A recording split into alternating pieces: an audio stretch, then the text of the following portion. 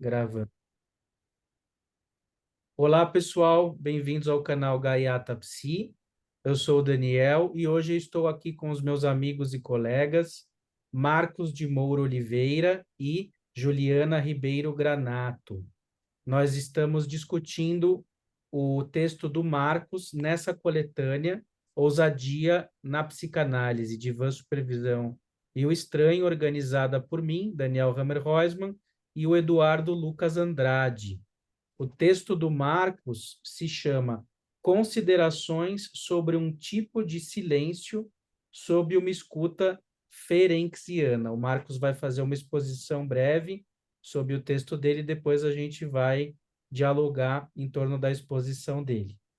Então, apresentando o Marcos, ele é psicanalista, mestre em psicossomática pela Universidade de Ibirapuera, autor do livro A Língua da Ternura e a Língua da Paixão, Psicanálise e Comunicação de Afetos, pela editora Arrasá. Lembrando que tem um vídeo de apresentação do livro do Marcos aqui no canal, tá bom? Vocês podem pesquisar aí na playlist do Gaiata Psi. Gaiata Drops, perdão.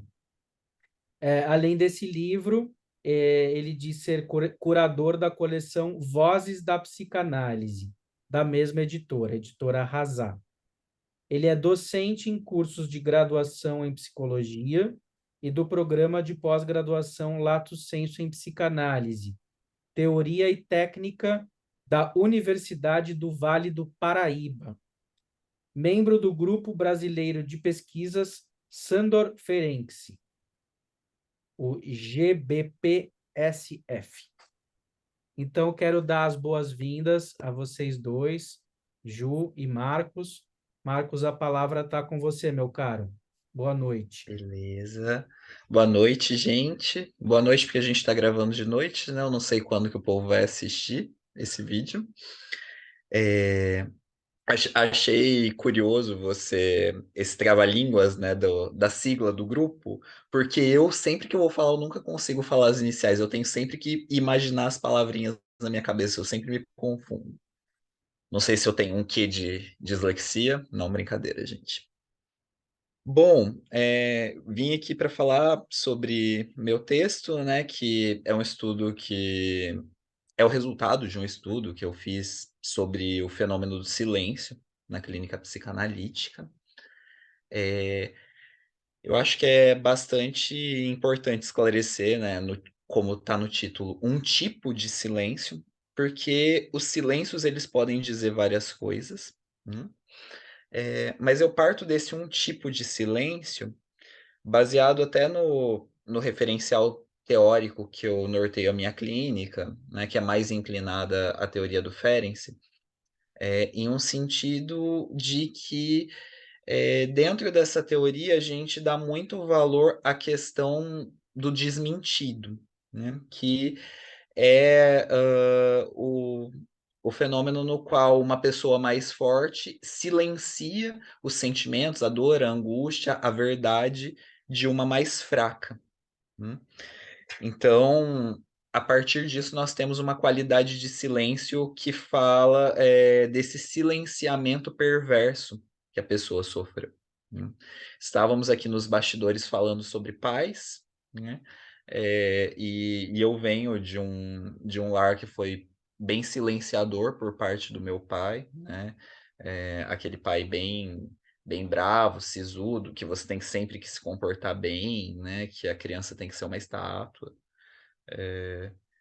Até em chegar a situações extremas, né, eu tenho lembranças infantis do meu pai colocando feijão no chão para me ajoelhar por castigo, por maus comportamentos, né, é uma coisa bem que remete muito ao meu referencial teórico, né.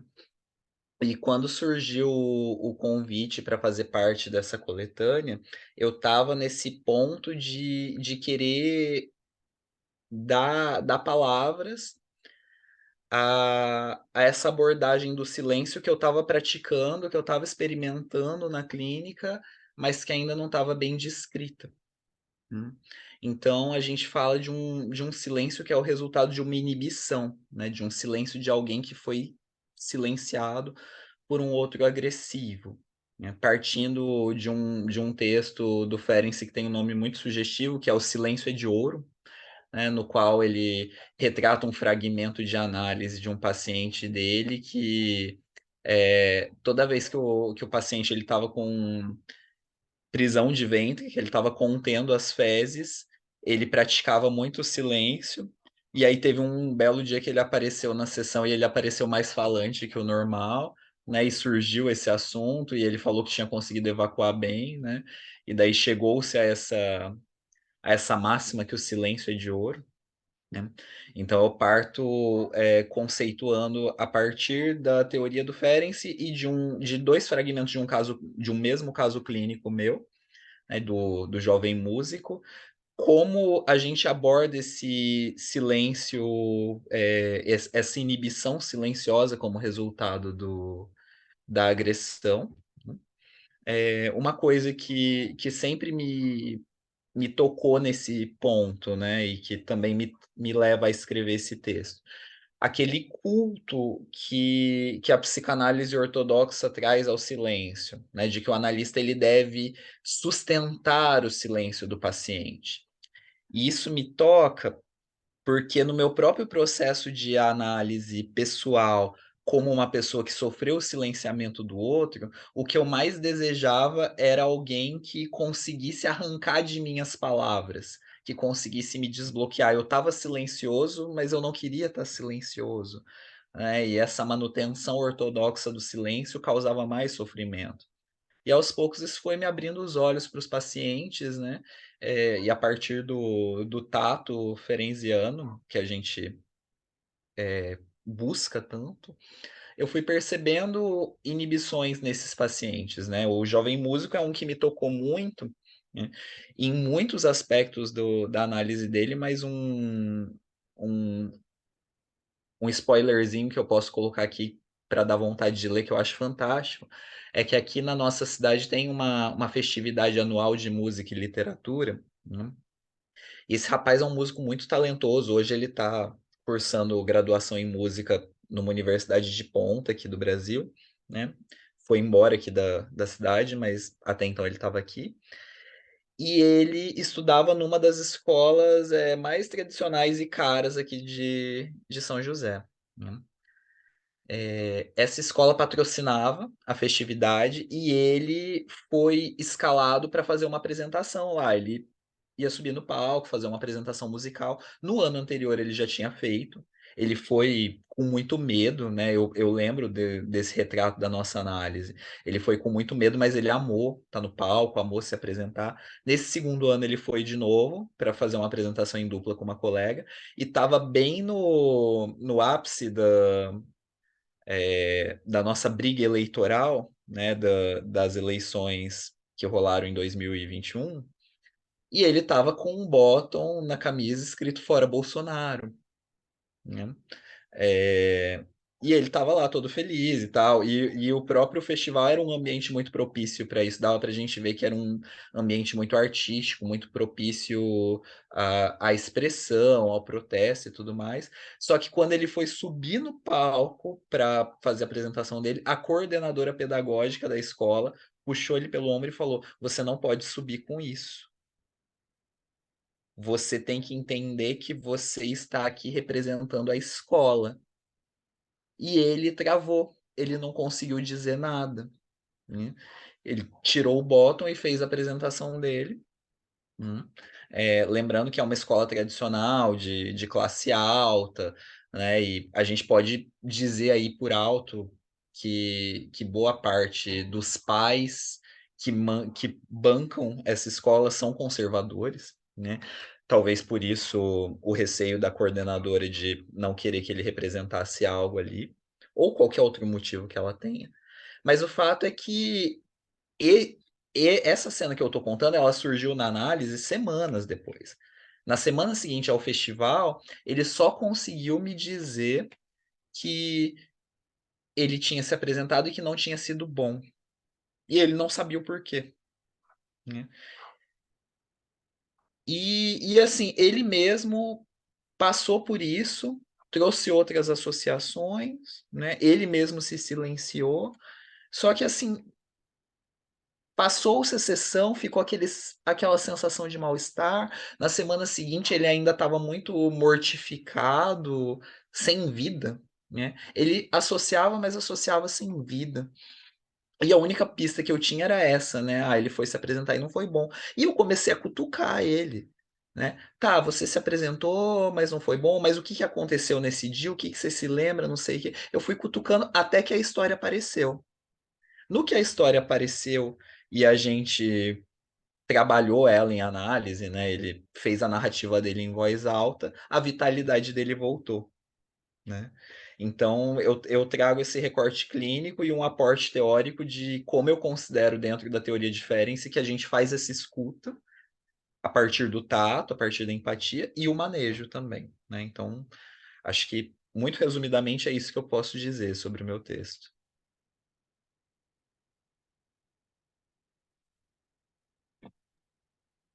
Legal, Marcos. Puxa, bastante interessante, porque tem uma dimensão ético-clínico-política, né? Se você for ver todo esse encadeamento, né, do sintoma, da tua intervenção, né?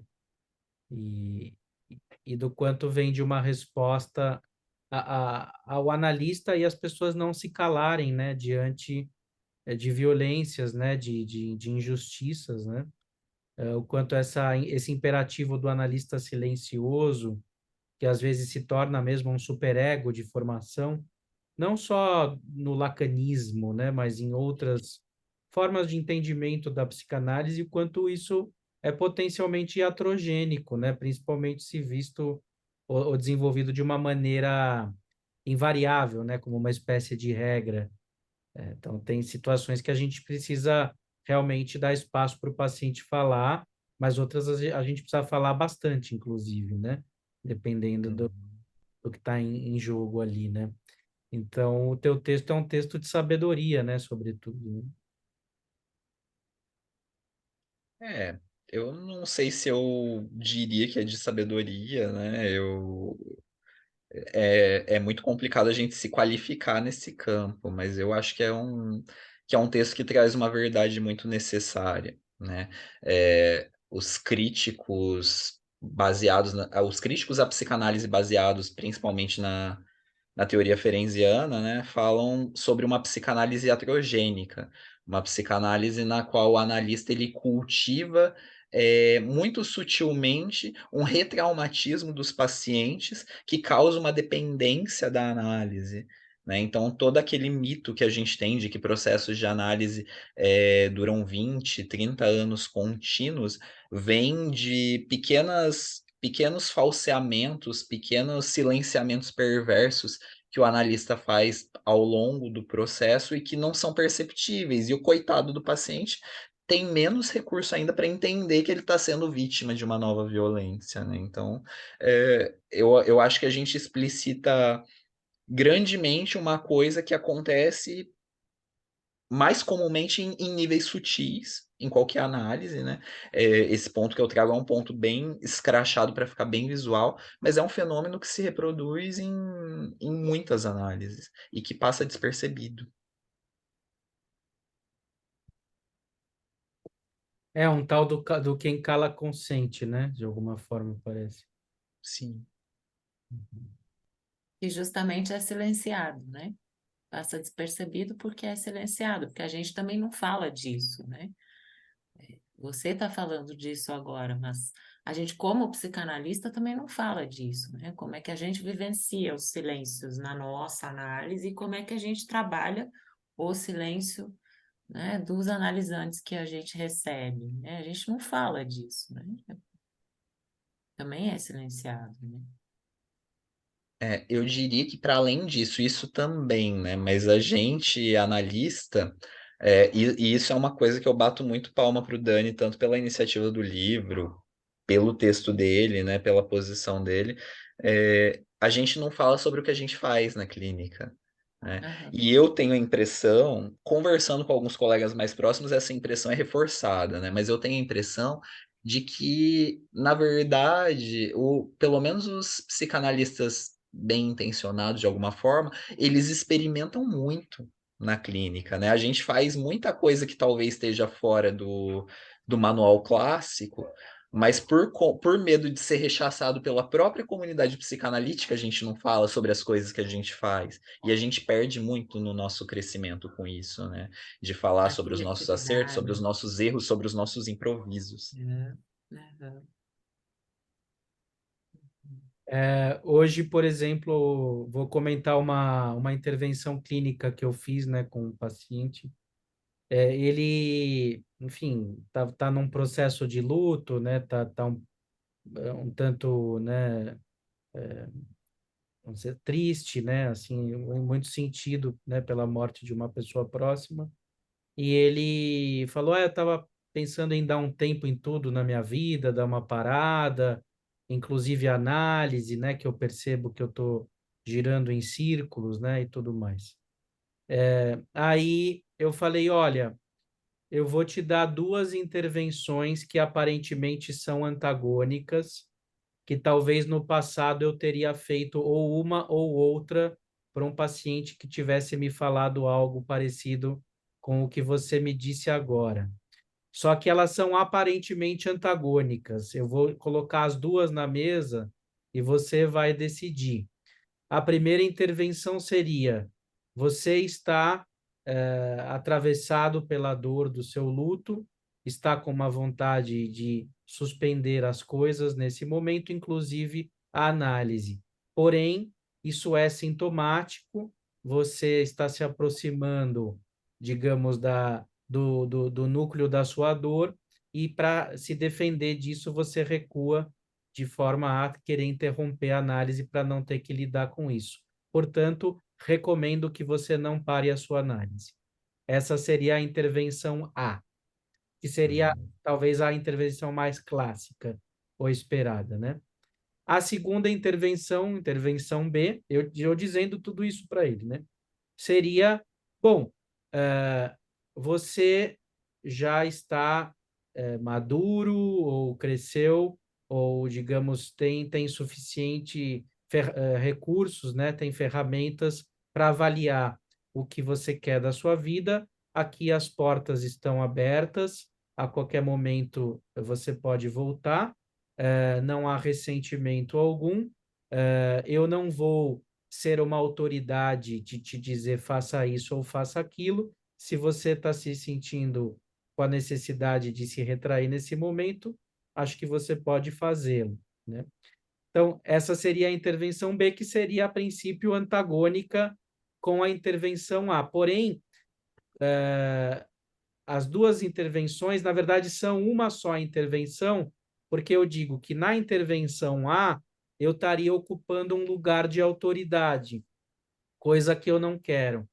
Porém, na intervenção B, eu estaria sendo omisso, porque eu entendo também que a justificativa da explicação na intervenção A está correta, ou seja, que ele de fato está também recuando de uma angústia, evitando se analisar para não entrar em contato com isso.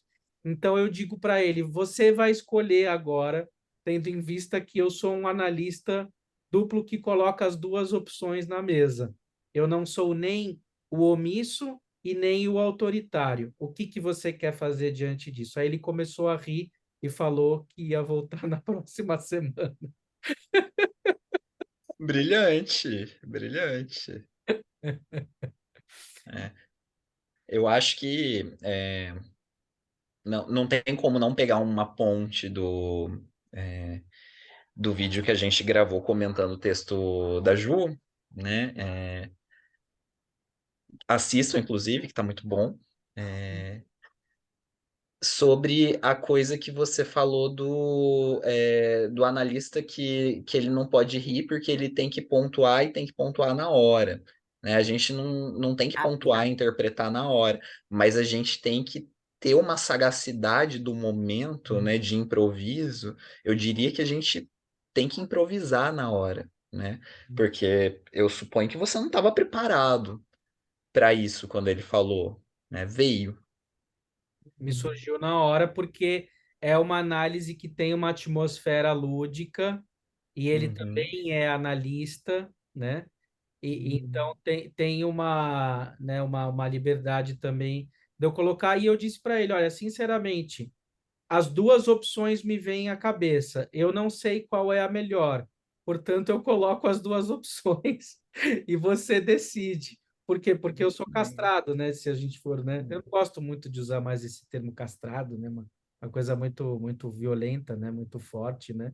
Mas é isso. Barrado, Eu não né? sei, eu tenho dúvidas, né? Não tenho certeza absoluta nem de uma e nem de outra. Então, vou te colocar as duas opções. E aí, as duas opções colocadas é que torna aquilo lúdico, né? E que desdobra algo novo, né?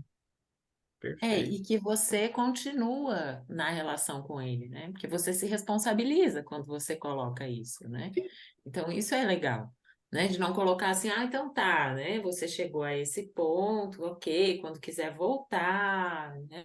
Não, mas você coloca isso, né? E se coloca ali. Então, isso é legal, que a conexão fica ali, né? Uhum. Eu acho que é isso mesmo que é a questão da análise, né? Onde é que está essa conexão? Porque é ali que a coisa vai funcionar, né? Eu gosto muito quando o Daniel fala do amor, né?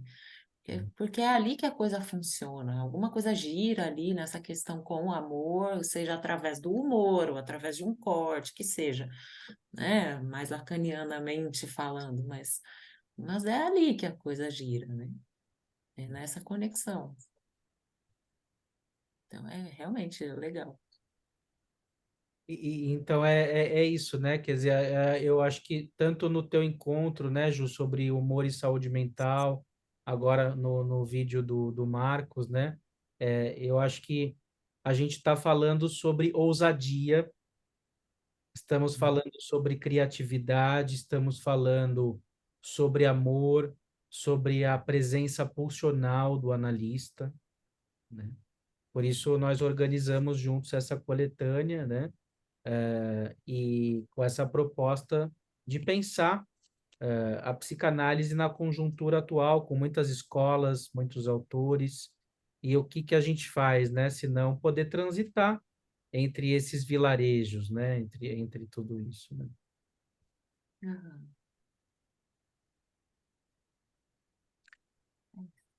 É isso, então? É isso. Isso aí. Legal, então gostaria de agradecer novamente a presença da Juliana, do Marcos. Sejam muito bem-vindos aqui quando vocês quiserem voltar ao canal. Obrigado por terem participado desse projeto. E, pessoal, gostaram do vídeo? Deixem aquele like, compartilhem, ajudem a comunidade Gaiata aí a crescer.